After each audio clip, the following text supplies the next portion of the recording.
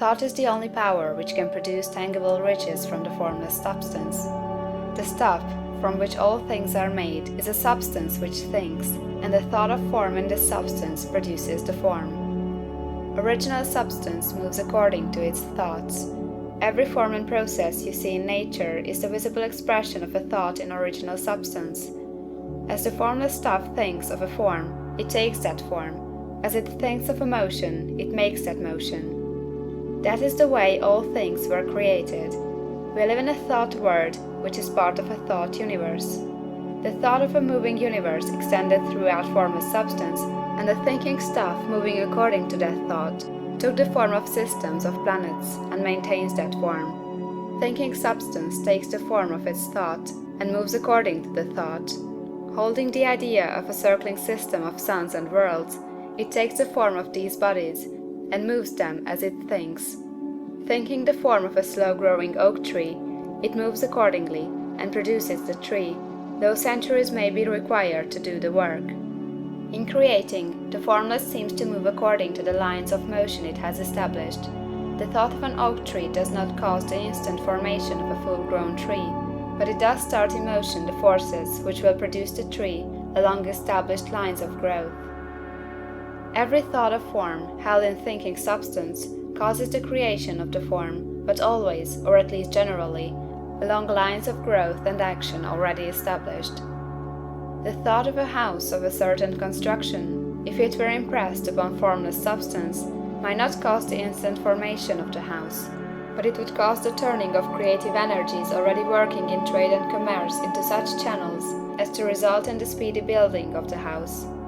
And if there were no existing channels through which the creative energy could work, then the house would be formed directly from primal substance, without waiting for the slow processes of the organic and inorganic world. No thought of form can be impressed upon original substance without causing the creation of the form. Man is a thinking center and can originate thought. All the forms that man fashions with his hands must first exist in his thought. He cannot shape a thing until he has thought that thing. And so far man has confined his efforts wholly to the work of his hands. He has applied manual labor to the world of forms, seeking to change or modify those already existing. He has never thought of trying to cause the creation of new forms by impressing his thoughts upon formless substance. When man has a thought form, he takes material from the forms of nature, and makes an image of the form which is in his mind.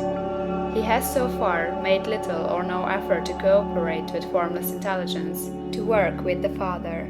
He has not dreamed that he can do what he sees the Father doing. Man reshapes and modifies existing forms by manual labor. He has given no attention to the question whether he may not produce things from formless substance by communicating his thoughts to it. We propose to prove that he may do so, to prove that any man or woman may do so, and to show how. As our first step, we must lay down three fundamental propositions. First, we assert that there is one original formless stuff, or substance, from which all things are made. All the seemingly many elements are but different presentations of one element. All the many forms found in organic and inorganic nature are but different shapes, made from the same stuff. And this stuff is thinking stuff. A thought held in it produces the form of the thought. Thought, in thinking substance, produces shapes. Man is a thinking center, capable of original thought.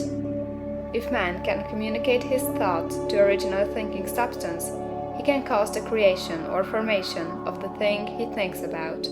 To summarize this, there is a thinking stuff from which all things are made, and which, in its original state, permeates, penetrates, and fills the interspaces of the universe. A thought in this substance produces the thing that is imaged by the thought. Man can form things in his thought, and by impressing his thought upon formless substance, can cause the thing he thinks about to be created. It may be asked if I can prove these statements, and without going into details, I answer that I can do so, both by logic and experience.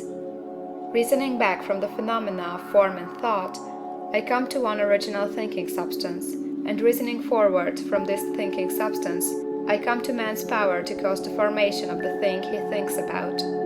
and by experiment I find the reasoning true, and this is my strongest proof. If one man who reads this book gets rich by doing what he tells him to do, that is evidence in support of my claim. But if every man who does what it tells him to do gets rich, that is positive proof until someone goes through the process and fails. The theory is true until the process fails, and this process will not fail, for every man who does exactly what this book tells him to do will get rich. I have said that men get rich by doing things in a certain way, and in order to do so, man must become able to think in a certain way.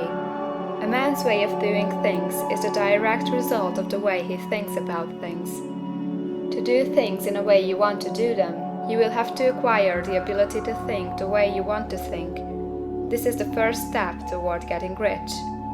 To think what you want to think is to think truth, regardless of appearances.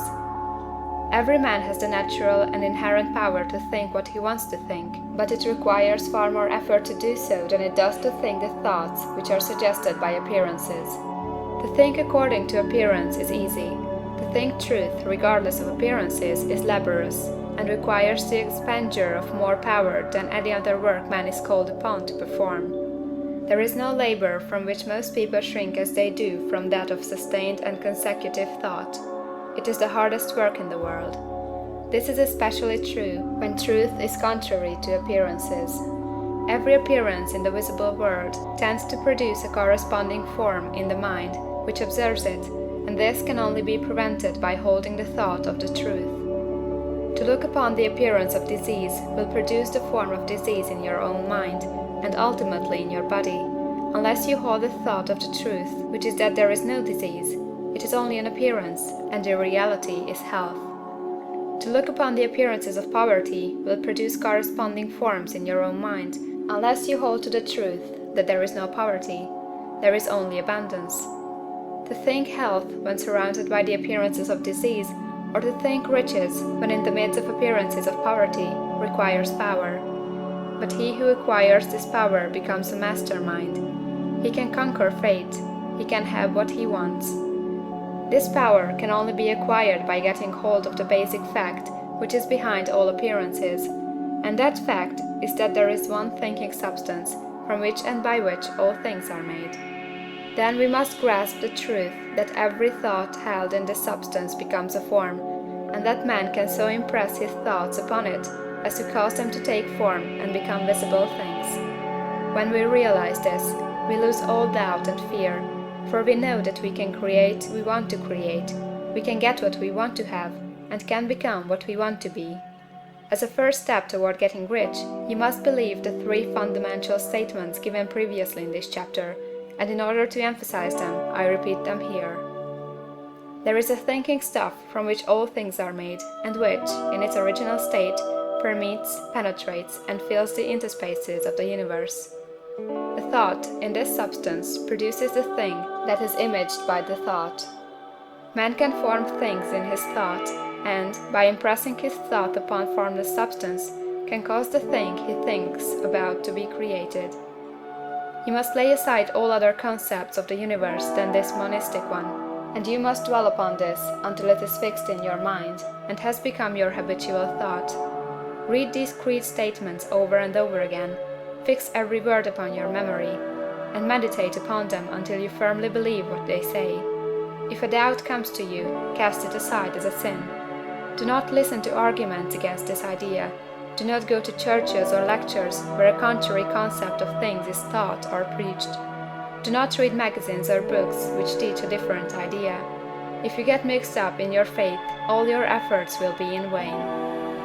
Do not ask why these things are true, nor speculate as to how they can be true. Simply take them on trust. The science of getting rich begins with the absolute acceptance of this faith.